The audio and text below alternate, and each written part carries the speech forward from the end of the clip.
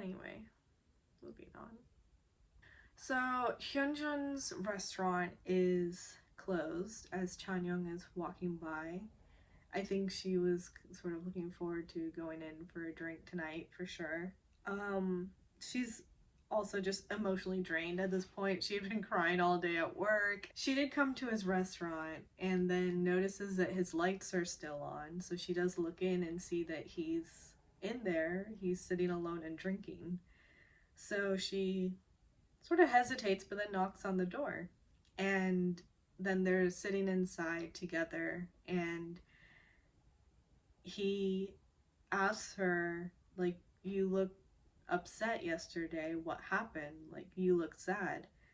So at the dinner with Chanyoung and Mijo. And she says, well, you look even more sad right now. She's just not ready to get into that. Um, and he tells her about what happened with his girlfriend's party. And he points out that he doesn't feel bad that she didn't tell her friends. He feels bad that she feels bad about having to do that.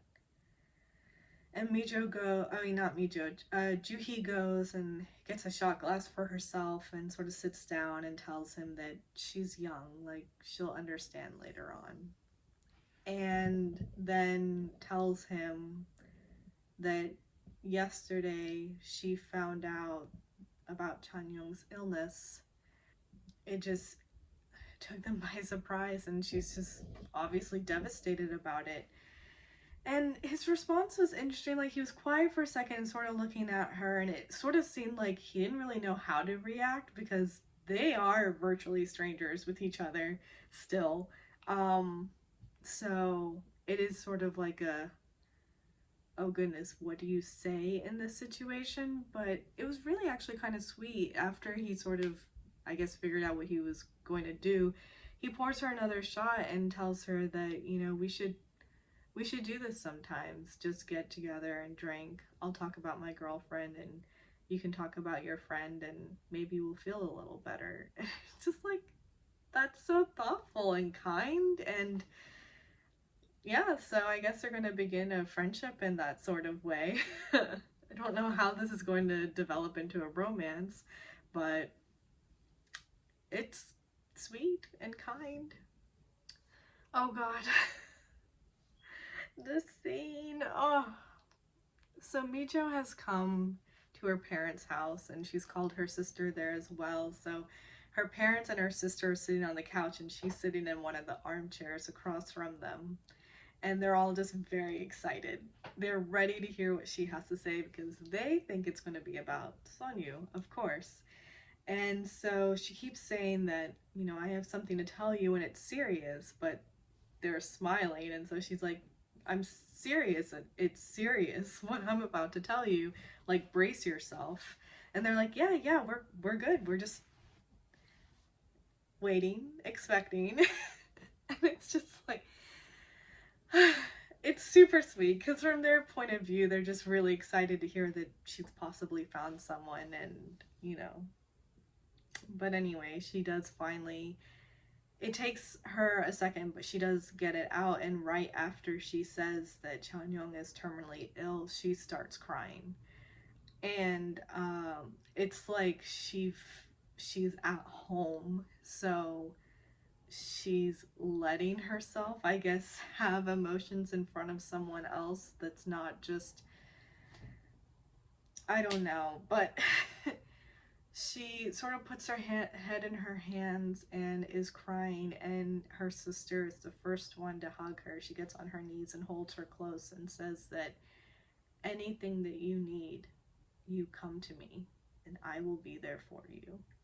And she just holds her and is sort of smoothing her back. And after her parents sort of get over the initial shock, because they were not expecting that. They were expecting to hear about this guy, and to see her just completely break down.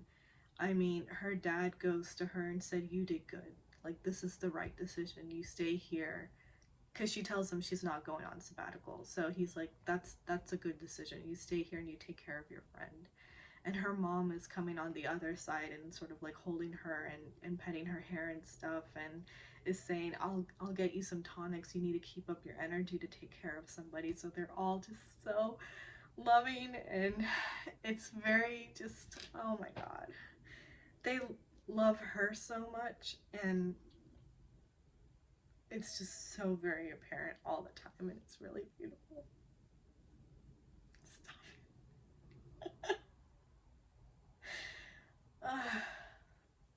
Juhi messages the two of them and says that she's heading to the bank, so you know what that means.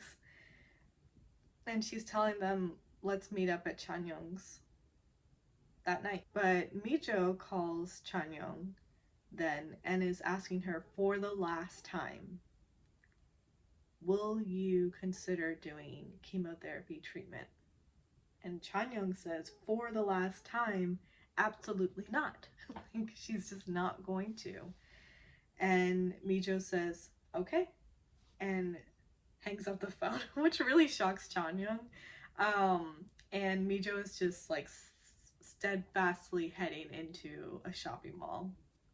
Oh yeah, Sonyu is meeting up with that friend, and the reason why the friend has sort of called him to have dinner is to talk about his sister Sowon. So he was the guy that was across the street that saw Sowon.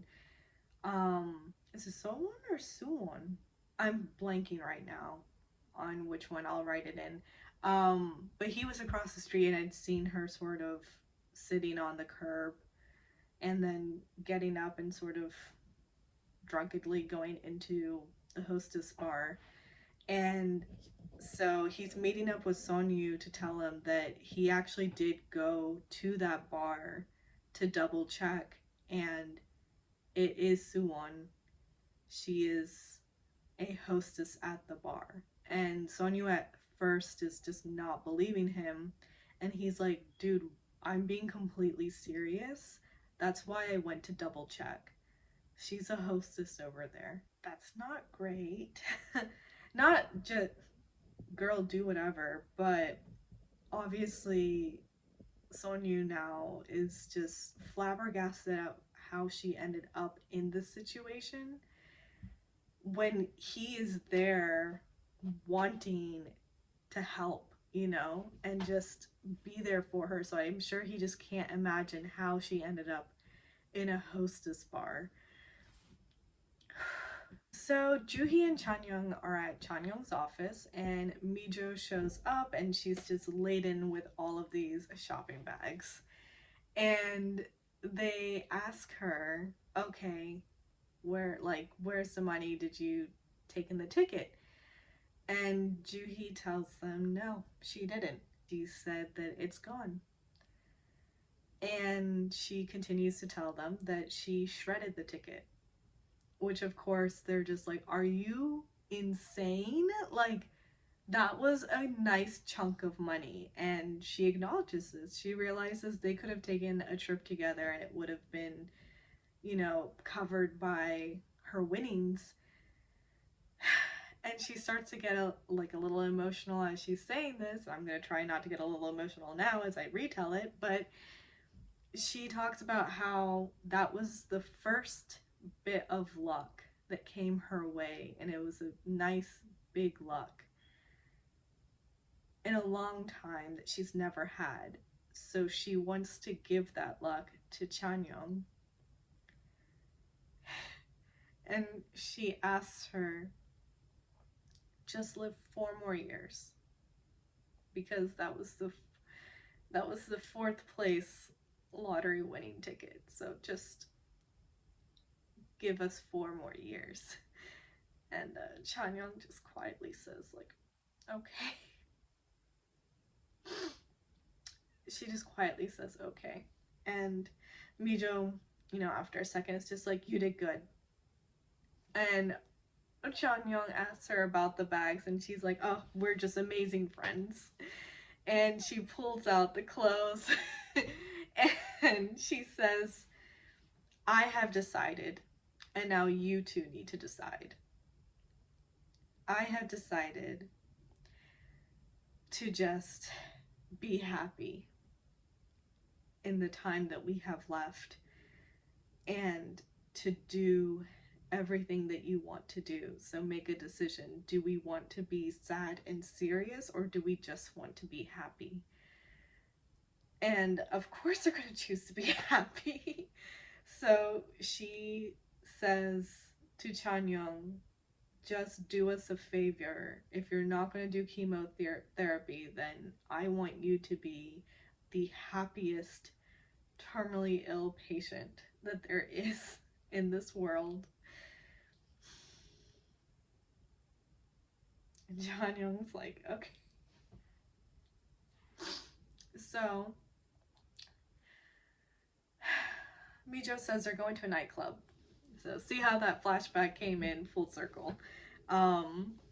They're gonna head off to a nightclub, and while they're over there, at first they're just sort of awkwardly sitting at the table, and Mijo then is like, we should dance, right? And her and Juhi get up and start dancing, and a couple of times they're like, Chanyeong, why aren't you coming? And that's because she's hella embarrassed by her friends that are very awkwardly dancing. And they're pushing 40 at this moment. It's a whole bunch of young people around them, and but eventually she's sort of peer pressured into going onto the dance floor as well. The three of them are dancing, and they do it, in slow-mo and just showing that they're having a really good time with each other. And as they're leaving the place, they're walking on the sidewalks, and they're just so jokey and happy and jovial, and Chanyeong's like, oh my goodness, I was so embarrassed. I might die of embarrassment before I die of this illness, And they're like, what? We were so cool, like it was so chill. And at that moment, though, they look across the street and they see Sonyu is trying to pull his sister out of this hostess bar. And actually, I don't think that they know it's his sister. So they just see him sort of like almost wrestling, sort of. He's really tugging on her hands and trying to make her come. And she's saying no, she's not going. Like, she has no home to go to. And her employers, are coming out, and they're telling him to leave and to go away, and there's big bouncers, and they take her back inside, and he can't get in, and he's just calling after her, and he then turns around and he sees Mijo. Sonyu and Mijo are just looking at each other, and you sort of hear her voiceover, and she's talking about how when they had just decided to be happy, she then sees him looking so sad. And I mean, of course it's a drama, so the timing of everything.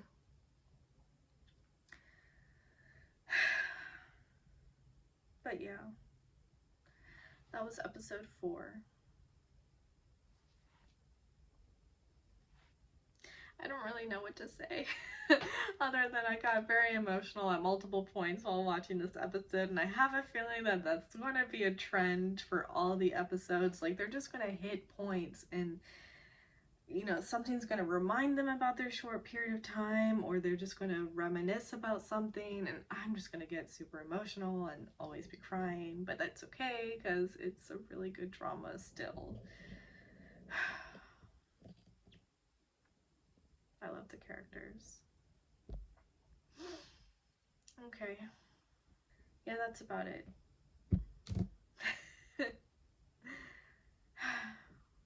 Toodles. I think I need a nap. Bye.